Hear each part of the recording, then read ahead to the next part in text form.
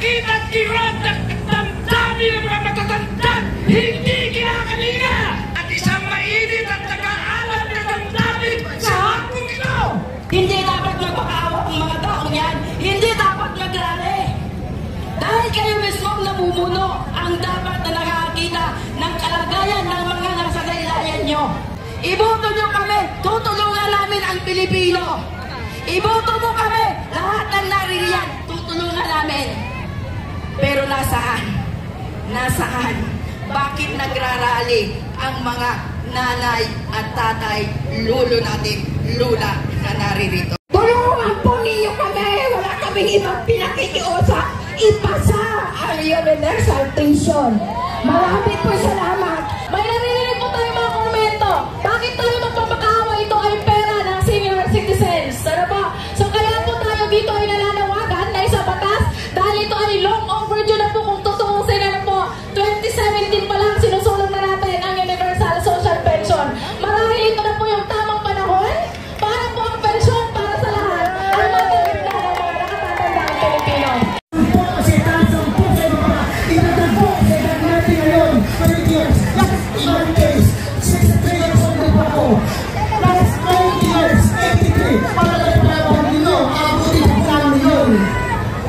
Mahirap po ang lifespan po namin o pagkialami. Ang hinahanap po namin ay maging masaya sa muling bahagi ng aming buhay. Ito ba? Huwag na po natin ang sinabi na po. Ibigay na ang para po sa amin. Huwag na po natin ipitin pa para lawan na. Diba? Nandito kayo ngayon, tumitis, nag-init, pawis, ang ito po. Pagod, manawagan lang po sa inyo. Pakinggan naman po ninyo. Ilagkis magpunti po. Hindi malakas na kapapako. May mga kasama pa po. Nagre-reklamo na po. Masakit yung tuhod. Maaraw po kayo. Habang mayroon na po kami hininga na nagtitira. Ika na po yung para sa amin. Mahanapin yung senador. Pakinggan naman po ninyo. Ito pa po ninyo po ng aming buhay. Marami na rin naman po kami na iambak sa lipunan. Marami na po kami nagawa sa aming sisigaw. Nawa po ay inyong kami pagtilang. Maraming salamat po. Baka po yung iba pong grupo ng senior citizens na nasa kabilang kalsada, nais po nila magpakalit po na inyong mensahe o statement. Kaya po ay lumapit po sa mga nakablo, ano po, uniform po ng konse para kayo po ay mag-properly acknowledge po. Sige po, email decision po ng NESCA. Ako po, pagkikita po ninyo ang mabuti. Ako po ay 75 years old na. Matagal na po ako nag-iintay para ang universal social pension ay may matupad na.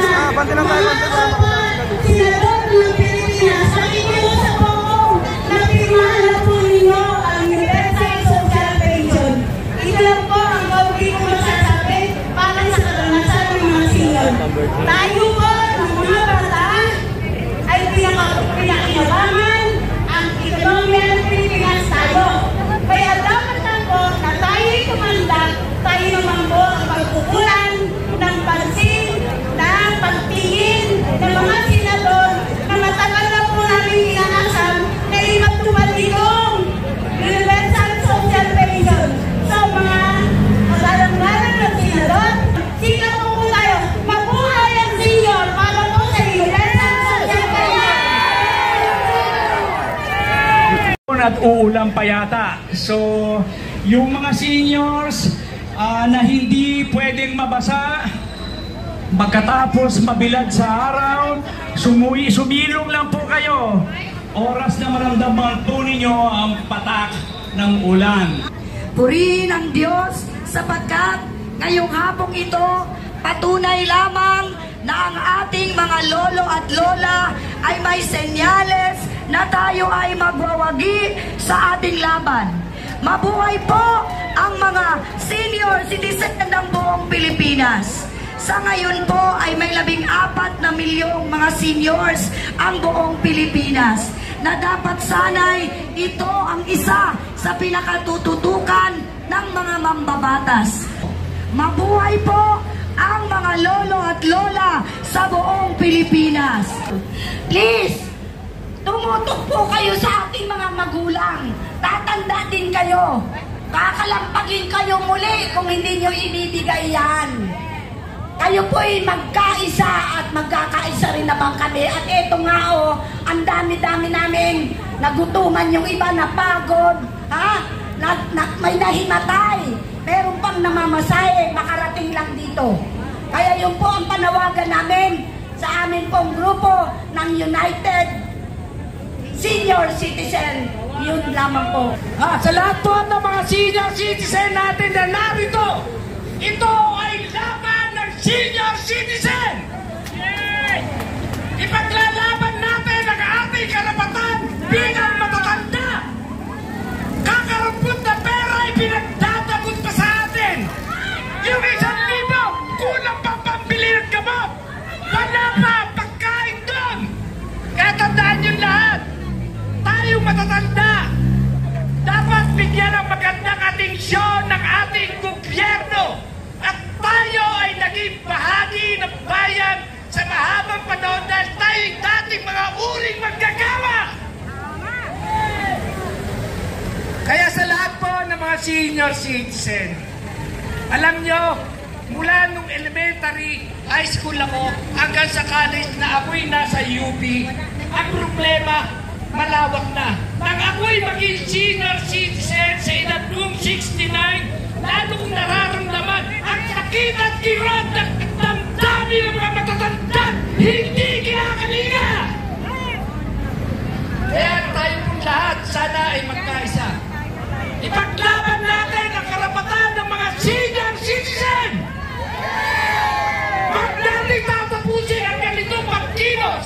Susundan natin ang mas malaking pagkilos na ito! Ito po, ipinidyo ko. Sa kasaysayan ng mundo, sa Pilipinas na nagkakaroon ng protesta ang magtatanda. Malaking kahiyan to sa ibang bansa. Ipapos dito sa Amerika, sa Europe, at kung sa parte ng bansa. Kaya tandaan nyo mga kasama, ako matanda na rin po, 69 years old na po ako. Kaya sana po, yung pakikipaglaban natin para sa karapatan natin, ituloy natin. Sa mga kapulisan natin, meron din kayo mga brand na matatandaan, di ba? Masasaktan din kayo yung matatandaan nyo kapag nasasagasaan. Kaya sa muli po, maraming salamat po at isang mainit at nag-aalam na damdamin sa hapong ito! Maraming salamat po. Ako po ang tagapaliparan na senior citizen na dumalo po kami lahat dito sa araw na ito. Umaasa na ito po ay maaprobahan na ng ating Senado. Nakikiusap po kami lahat, mga senior, na ito po ay aming mapakinabangan na. Malasap na po namin ang universal na ito. Malapit na po kami sa hukay lahat. Nawa ay maramdaman po namin ang grasyang ito. Kailangan nila tutunan ano ba ang kailangan ng mamamayan sa buong Pilipinas na to. Tama po ba? Naririyan kayo ng aircon. Naririyan kayo. Kumakain, nagsumasahod. Pero itong mga social pension na kailangan ng mga tao, bakit hindi nyo maibigay? Hindi dapat magpakaawa ang mga taong yan. Hindi dapat magrali. Dahil kayo mismo namumuno ang dapat na nakakita ng kalagayan ng mga nasa laylayan nyo. Di po ba? Nandiyan kayo naka-aircon. Kung todo, di ba? Kung saan kayo napunta, magkano ginagastos nyo sa bawat lakad nyo. Pero ito, 1,000 lang.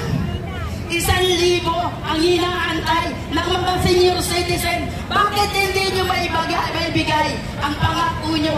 Tutulungan nyo ang mamamayan ng Pilipinas. Pero ngayon, nasaan ang tulong na hinihingi ng mga taong ito? Ako'y nananawagan, kami ay bumuto sa ating kagalang-galang na Pangulong Marcos.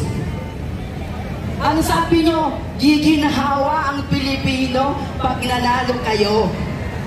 Ang ating mga Senado, bakit hanggang ngayon nagrarali pa ang mga senior na to? Hindi nyo alam na ihiihisa na sa sasakyan, pero dumating lamang sa lugar na to. Kaya kami nakikiusap, kahit ako hindi senior, pero ako'y pupunta rin sa pagka-senior na yon. Di po ba? May mga magulang din kayo, mayroon kayong mga kamag-anak na mga senior. Nawa bago dumating yung time na kami ay maging senior, napakinabangan na ng mga senior na to ang kanilang mga hinihingi. Napakasakit isipin. Sasabihin nyo, iboto nyo kami, tutulungan namin kayo. Iboto nyo kami, tutulungan namin ang Pilipino. Iboto mo kami, lahat ng naririyan, tutulungan namin. Pero nasaan? Nasaan? Bakit nagrarally ang mga nanay at tatay, lolo natin, lula na naririto? Nasaan ang puso nyo? Sa mga senado na dapat nag-aproba nito, hindi kami dapat magbakaawa, hindi kami dapat mag-rally sapagkat tungkulin nyo na tulungan mo ang mga senyor na naririto. Maraming salamat po at yun lamang ang aking hinihiling. Nawa, tugunin nyo na. Permahan nyo na. Ngayon na. Now na. Salamat po sa lahat.